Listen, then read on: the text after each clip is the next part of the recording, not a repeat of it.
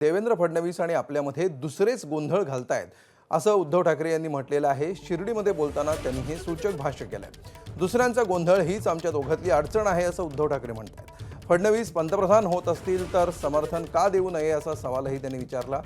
आपण देवेंद्र फडणवीस यांचे हितचिंतक आहोत असं उद्धव ठाकरे यांनी म्हटलंय।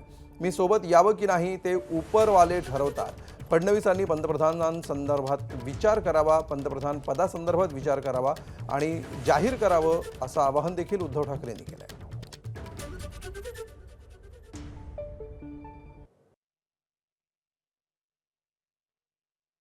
हाच प्रॉब्लेम झालाय।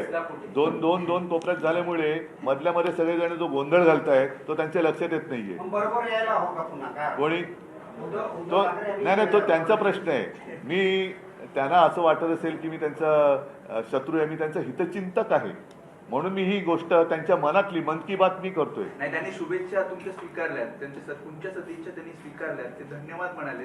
तुम्ही जे म्हणताय तुमच्या दोघांमध्ये जे गोंधळ घालतायत ते बाजूला जातील, तुम्ही पुढाकार घेणार। बघा, आम्ही आता हे माझ्याकडे हे नाहीये, शेवटी त्यांच्याकडे उपरवालीची मर्जी आहे।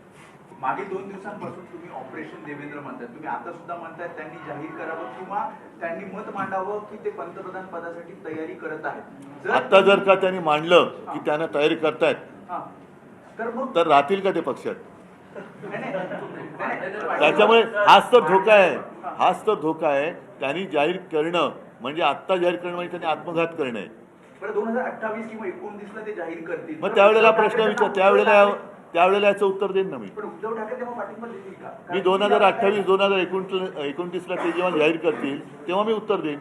पण महाराष्ट्राचा माणूस पंतप्रधानपदी जर बसणार असेल तर शिवसेना सोबत का नको राहिला? पण महाराष्ट्राचं म्हणून म्हटलं की गद्दार नाही। कधी कधी आश्चर्य वाटतं की सर्व्हिस फ्लाईटमध्ये ज्यात कोणी बसू शकतं अशा फ्लाईटमध्ये योगायोगाने आम्ही एकत्रित आल्यानंतर जितक्या चर्चा झाल्या त्या चर्चा म्हणजे मला तर असं वाटतं की माफ करा पण कधी कधी वाटतं की आपण राजकीय व्यवस्थेत आहोत का वेड्यांच्या बाजारात आहोत असा प्रश्न पडावा अशा पद्धतीच्या चर्चेत। पण काही हरकत नाही। मला असं वाटतं नाही, ते एका बाजूला बसले होते, मी एका बाजूला बसलो। समजा आम्ही आजूबाजूला असतो तर गप्पा मारले असतात, त्याला काय अडचण आहे?